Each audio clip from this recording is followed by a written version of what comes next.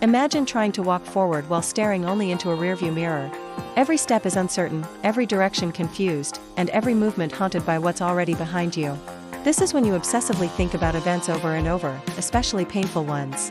Your brain doesn't differentiate much between past and present when you're emotionally engaged. You might unconsciously punish someone for a wound they didn't cause.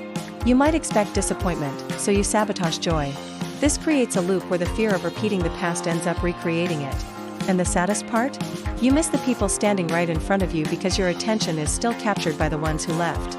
The past only holds you when you're unaware that you're clinging to it.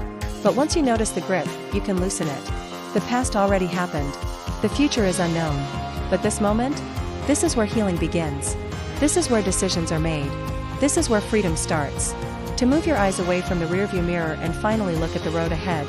There are millions of people silently living in their memories, believing they're alone. Share this video with someone who might need to hear it. And if you're on your own journey of healing, subscribe for more psychology content that actually speaks to the human experience. You're not just learning psychology here, you're learning how to take your mind back. One insight at a time. You may not control what happened behind you, but you absolutely hold the power to write what comes next. Living in the past isn't a sign of weakness, it's often a result of deep emotional wounds that were never fully processed. Healing doesn't mean forgetting. It means learning how to remember without reliving. It means updating the meaning of what happened. And most importantly, it means choosing to bring your attention back to the moment in front of you.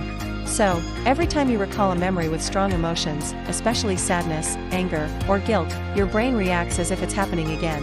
It's not that remembering is bad, memories serve a purpose, but when remembering turns into reliving, you sacrifice your mental flexibility. Even painful memories feel safe sometimes because they're predictable. But over time, that comfort turns into a cage. You find yourself holding on to pain not because it helps, but because it feels like part of who you are now. The grief becomes identity. The loss becomes habit. And the past becomes a place you live, instead of a place you learn from. The brain loses its openness to novelty, to uncertainty, to growth. You become stuck in emotional time loops. It's like trying to move forward with emotional anchors tied to your feet. And the heavier those memories, the harder it becomes to stay present. Cortisol, the stress hormone, is released. Your heart rate might subtly rise. Your nervous system becomes slightly more alert. Over time, this stress response becomes chronic, leading to anxiety, poor sleep, low energy, and even health issues.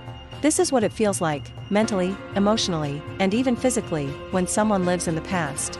The world around you keeps spinning, people keep changing, life keeps moving forward, but you're emotionally frozen in moments long gone. Maybe it's a regret, a heartbreak, a mistake, or a what if that plays on loop. You're not alone. We all revisit the past, but when visiting becomes living, it silently hijacks your present and reprograms your future. So today, let us explore what truly happens when you live in the past, from your brain's chemistry to your emotional well-being, and how it reshapes your identity without you even realizing it. When you live in the past, your brain starts to normalize a state of rumination. Psychologically, when you live in the past, your identity starts getting built on outdated narratives. You begin to define yourself by past failures or traumas. For example, if you were betrayed once, your brain might replay that scenario so often that it starts to believe that betrayal is inevitable. As a result, trust issues form.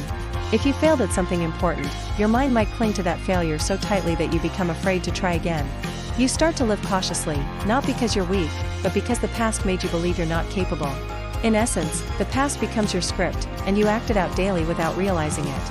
Relationships also suffer when you live in the past. You might compare new people to old ones. Neurologically, your brain becomes more wired for nostalgia and regret. Emotionally, living in the past can feel comforting at first. It provides familiarity. But here's the turning point: when you become aware of this mental habit, you gain power. Because the truth is, your present is the only place where your life is actually happening. So if you've been living in the past, take a deep breath. You're not broken. You're human. But now is your chance to choose differently. If this message connected with you, don't keep it to yourself.